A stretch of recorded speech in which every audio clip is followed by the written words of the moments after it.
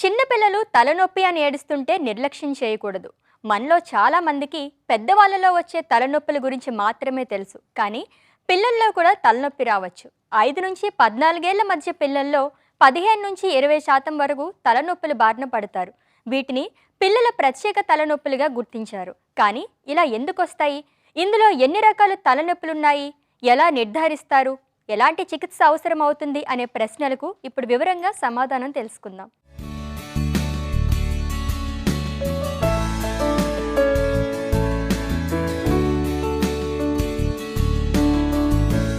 నిజానికి తలనొప్పి చాలా రకాలు.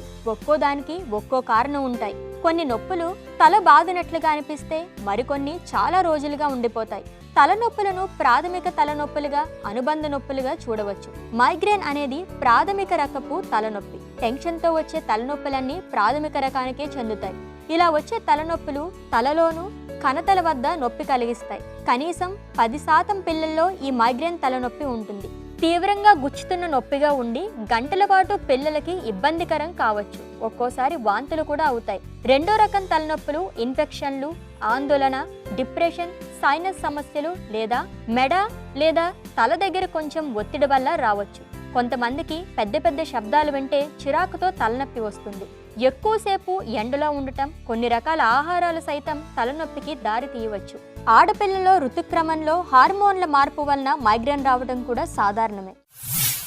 పిల్లలకు సంబంధించి మీరు చూసారంటే తలనొప్పి అనేది చాలా common symptom and frequent symptom. So జనరల్గా పీడియాట్రిక్ ఏజ్ గ్రూప్ మొత్తం కూడా చూసారంటే మీరు స్టార్టింగ్ ఫ్రమ్ 1 ఇయర్ లేదా 2 ఇయర్స్ నుండి తలనొప్పి అండ్ కడుపు నొప్పి ఇవి రెండు మోస్ట్ కామన్ సిమ్టమ్స్. అందులో తలనొప్పికి సంబంధించి చాలా రీజన్స్ ఉంటాయి. అంటే పిల్లలకి ఎందుకు తలనొప్పి అనేది వస్తుంది, లేదా వాళ్ళు తెలియకుండా తలనొప్పి అంటారా? ఎందుకంటే వాళ్ళకి ఎటువంటి డిస్కంఫర్ట్ ఉన్నా కూడా వాళ్ళు చూపించేది 2 parts. ఫస్ట్ వచ్చేది స్టమక్, సెకండ్ వచ్చేది హెడ్. సో ఫస్ట్ అనేది అది నిర్ధారణ చేయాలి, నిజంగానే తలనొప్పి ఉందా లేదా, or child is just demanding ఏమైనా అటెన్షన్ లాంటిది ఉందా పేరెంట్స్ దగ్గర నుండి అనేది కూడా ఫస్ట్ ఆఫ్ ఆల్ మనం ప్రూవ్ చేయాల్సిన అవసరం ఉంటుంది. ఏ నొప్పి అయినా కూడా కానివ్వండి, నిద్రని డిస్టర్బ్ చేసినట్లయితే అది ఖచ్చితంగా ఇంపార్టెంట్ సిమ్టమ్.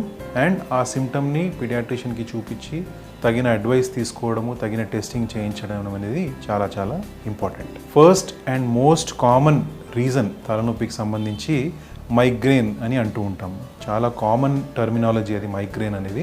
సో సింపుల్ వర్డ్స్తో చెప్పాలంటే మైగ్రేన్ అనేది ఫ్యామిలీలో రన్ అవుతూ ఉంటుంది. అంటే జెనెటిక్ రీజన్స్ కూడా దానికి ఉండొచ్చు. సో పిల్లల్లో కనుక ఈ తలనొప్పి చూసి దాన్ని మైగ్రేన్గా కనుక రుజువు చేసితే దాన్ని చైల్డ్హుడ్ మైగ్రేన్ అని క్లాసిఫై చేస్తాము, వాళ్ళని లేబుల్ చేస్తాము. మైగ్రేన్కి సంబంధించి మీరు చూసారంటే common symptom first and foremost తలనొప్పి అనేది. జనరల్గా ఫ్రాంటల్ హెడేక్స్ అంటే ముందు భాగంలో తలకి వాళ్ళకి చాలా తీవ్రంగా నొప్పి అనేది గమనిస్తూ ఉంటాం. ఒక్కొక్కసారి వాళ్ళు ఆక్సిపిటల్ అంటే వెనక భాగంలో కూడా హెడేక్ అనేది కంప్లైంట్ చేస్తూ ఉంటారు. ఇందులో పర్టికులర్గా థ్రాబింగ్ హెడేక్ అంటాం. అంటే విడిచి వదిలిపెట్టి విడిచి అలా కంటిన్యూస్గా అటువంటి హెడేక్ అనేది గమనిస్తూ ఉంటాం. అండ్ సెకండ్ థింగ్, వీళ్ళలో నాజియా అంటే వామిటింగ్ సెన్సేషన్ అనేది కూడా ఫ్రీక్వెంట్గా గమనిస్తూ ఉంటాం. మూడో సిమ్టమ్, వాళ్ళు లైట్ చూస్తే ఆ తలనొప్పి అనేది తీవ్రత పెరుగుతుంది. సో ఈ 3 కనుక సిమ్టమ్స్ అబ్జర్వ్ చేస్తే పిల్లల్లో అది మైగ్రేన్గా మనము కన్సిడర్ చేయాల్సిన అవసరం ఉంటుంది. పిల్లలకు తలనొప్పి ఎక్కువగా ఉన్నప్పుడు చిరాకు, కోపం ఎక్కువగా ఉంటుంది. దీంతో పాటుగా వాంతి వచ్చినట్లుగా అనిపించడం, శబ్దాలు భరించలేకపోవటం లాంటి లక్షణాలు కూడా కనపడతాయి. వెలుతురుని సరిగా చూడలేకపోవటం, ఆహారం సరిగా తీసుకోకపోవడం వంటి లక్షణాలతో బాధపడుతున్నప్పుడు తలనొప్పి తీవ్రతను అర్థం చేసుకోవాలి. కొందరు పిల్లల్లో తలనొప్పి ఒకే వైపు వస్తుంది. దాన్నే పార్శ్వపు నొప్పి లేదా మైగ్రేన్ అంటారు. మెదడులో జరిగే భౌతిక, రసాయనిక మార్పులే దీనికి కారణం. ఈ నొప్పి తీవ్రత క్రమంగా పెరిగి క్రమంగా తగ్గుతుంది. భరించలేనంత నొప్పితో తల దిమ్ముగా తయారవుతుంది. ప్రతి 10 మంది మైగ్రేన్ పిల్లల్లో కనీసం 7 తల్లిదండ్రులకు ఈ సమస్య ఉంటుందని పరిశోధనలు తేల్చాయి. వాతావరణంలో మార్పులు, మిరుమిట్లు గొలిపే లైట్లు ఈ సమస్య తీవ్రతను ఇంకా పెంచుతాయి. టెన్షన్ వల్ల వచ్చిన మైగ్రేన్ అయినా జాగ్రత్తలు తీసుకోవాల్సిందే. చూపు మందగించినట్లు అనిపించినా, వాంతులు అవుతున్నా, కండరాల బలహీనత ఉన్నా, రాత్రిపూట నిద్ర మేల్కొంటున్నా అది మామూలు తలనొప్పి కాదు. రెండోది, కొంచెం ఎదిగిన పిల్లలకు మీరు చూసారంటే స్కూల్ గోయింగ్ చిల్డ్రన్ లేదా టీనేజ్ గ్రూప్కి వచ్చినప్పుడు స్ట్రెస్ హెడేక్స్ అనేది చూస్తూ ఉంటాం. సో సెల్ఫ్ ఎక్స్ప్లెనేటరీ వర్డ్ ఇది. స్ట్రెస్ అనగా ఏదో ఒక విధమైన యాంగ్జైటీ, టెన్షన్. సో స్కూల్కి సంబంధించిన ఎగ్జామ్స్ కానివ్వండి, పోర్షన్స్ విపరీతంగా ఉండడము, లేదా స్కూల్లో కొన్ని టాస్క్స్ ఇవ్వడం వల్ల దానికి సంబంధించి తీసుకున్న స్ట్రెస్ వల్ల హెడేక్ ఏదైతే వస్తుందో దాన్ని స్ట్రెస్ హెడేక్ అని అంటూ ఉంటాం. మూడోది సైనస్ హెడేక్ అని అంటూ ఉంటాం. అంటే సైనస్ అంటే జనరల్గా ముఖంలో మీరు చూస్తే కనుక డిఫరెంట్ టైప్స్ ఆఫ్ సైనసెస్ ఉంటాయి. పై భాగంలో మ్యాక్సిలరీ సైనసెస్ అంటూ ఉంటాం, ముక్కు పక్కన దాన్ని ఇథ్మాయిడల్ సైనసెస్ అని అంటూ ఉంటాం. సో ఈ సైనస్కి సంబంధించి ఇన్ఫెక్షన్ కనుక ఏర్పడితే దాన్ని సైన్యూసైటిస్ అని అంటూ ఉంటాం. అటువంటి పిల్లలకి పీడియాట్రిషియన్ కన్సల్టేషన్ తీసుకోవడము, దానికి సంబంధించి డయాగ్నోసిస్ అనేది చాలా ఇంపార్టెంట్. ఇటువంటి పిల్లలకి కొన్ని ఇన్వెస్టిగేషన్స్ అవసరం పడతాయి. జనరల్గా ఎక్స్రే కానివ్వండి, అంటే ముఖానికి సంబంధించిన ఎక్స్రే, సైనసెస్ ఎక్స్రే అని అంటాము, లేదా సమ్ టైమ్స్ సిటీ స్కాన్ కూడా తీయాల్సిన అవసరం పడుతుంది.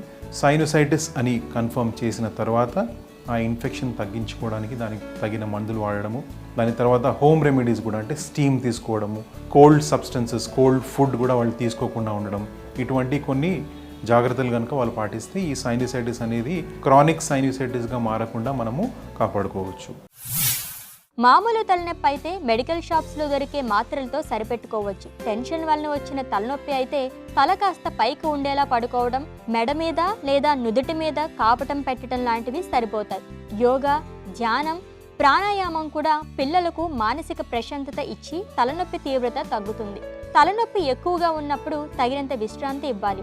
నిత్యం ఫాస్ట్ ఫుడ్స్, వేపుళ్ళు పెట్టకుండా పౌష్టిక ఆహారం ఇవ్వాలి. ఆకుకూరలకు, కూరగాయలకు, తాజా పండ్లకు ప్రాధాన్యం ఇవ్వాలి. వేళకు ఆహారం తీసుకుంటూ సమయానికి నిద్రపోతూ ఉండాలి. ప్రతిరోజు వ్యాయామం అలవాటు చేసుకుంటే రక్త ప్రసరణ సక్రమంగా జరిగి తలనొప్పి తీవ్రత తగ్గుతుంది. కొన్ని తలనొప్పులు తగ్గడానికి వైటమిన్ B2 ఉపయోగపడుతుంది. మెగ్నీషియం లోపం వల్ల కూడా తలనొప్పి వచ్చే అవకాశం ఉన్నందున మెగ్నీషియం లభించే ఆకుకూరలు, కాయగూరలు, బీన్స్ తినాలి. కొన్ని మందులు లక్షణాలు కనబడగానే వాడితే ఫలితం ఇస్తాయి. మరికొన్ని మందులు భవిష్యత్తులో తలనొప్పి రాకుండా చూస్తాయి. మగపిల్లల్లో వయసు పెరిగే కొద్దీ తలనొప్పి తగ్గుతుంది, కానీ ఆడపిల్లల్లో హార్మోన్ల మార్పుల వలన తలనొప్పి కొనసాగే ప్రమాదం ఉంది. తలనొప్పి కనుక 3 నెలలు లేదా 4 నెలల డ్యూరేషన్ కనుక ఎక్సీడ్ అయినప్పుడు దాన్ని క్రానిక్ హెడేక్ అని అంటాం. ఎటువంటి ప్రాబ్లం అయినా కూడా క్రానిక్ అయిన నేపథ్యంలో ఖచ్చితంగా దానికి సంబంధించిన ఇన్వెస్టిగేషన్స్ అనేవి వేరే లెవెల్లో ఉంటాయి. ఎందుకంటే అక్యూట్ కండిషన్స్కి సంబంధించిన ట్రీట్మెంట్ వేరే ఉంటుంది, ఇన్వెస్టిగేషన్స్ వేరే ఉంటాయి. క్రానిక్ హెడేక్కి సంబంధించిన ఇన్వెస్టిగేషన్స్ అనేది వేరే ఉంటాయి. మీ యొక్క డాక్టర్ని సంప్రదించి వాళ్ళకి టైం టు టైం అప్డేట్స్ ఇవ్వడం అనేది చాలా ఇంపార్టెంట్. అంటే ఫస్ట్ టైం విజిట్ చేసినప్పుడు హెడేక్కి సంబంధించిన మెడిసిన్స్ వాడుతున్నప్పుడు ఆ హెడేక్ తగ్గిందా లేదా పర్సిస్ట్ అవుతుందా అనేది గమనించడం చాలా ఇంపార్టెంట్. క్రానిక్ హెడేక్స్కి చాలా రీజన్స్ ఉంటాయి. సో అందులో మైగ్రేన్ ఉండొచ్చు, లేదా క్రానిక్ సైనోసైటిస్ అనేది అంటే ముఖానికి సంబంధించిన ఇన్ఫెక్షన్ ఉండొచ్చు. చాలా రేర్గా బ్రెయిన్కి సంబంధించి ఒక గడ్డ, అంటే క్యాన్సర్ గడ్డగా ఉండి దాని ద్వారా కూడా హెడేక్ వచ్చే అవకాశాలు ఉంటాయి. సో ఏ కండిషన్ అయినా కూడా క్రానిక్గా పర్సిస్ట్ అవుతే దానికి సంబంధించి ఇన్వెస్టిగేషన్స్, ట్రీట్మెంట్ అనేది కంప్లీట్గా డిఫరెంట్గా ఉంటుంది. So chronicity is the first indication. అంటే ఏదో ప్రాబ్లం ఉంది అని గమనించాల్సిన అవసరం క్రానిక్ కండిషన్స్కి ఖచ్చితంగా ఉంటుంది. క్షణం తీరిక లేని జీవితంలో సమయానుకూలంగా నిద్ర, ఆహారం లేకుండా నిలకడలేని ఆలోచనలతో పిల్లలు యంత్రాల్లా పరిగెడుతున్నారు. చదువు భారం ఎక్కువై తీవ్ర మానసిక ఒత్తిడికి గురై వ్యాధుల బారిన పడుతున్నారు. అందుకే నేడు తలనొప్పితో బాధపడుతున్న వారిలో స్కూలు పిల్లలే ఎక్కువగా ఉన్నారు. ఏ పని సరిగా చేయలేక అంతర్గతంగా మదనపడి మానసిక వ్యాధులకు సైతం గురవుతున్నారు. అందుకే పిల్లలకు తలనొప్పి వచ్చినప్పుడు నిర్లక్ష్యం చేయకుండా వెంటనే డాక్టర్ సలహా తీసుకోవాలి.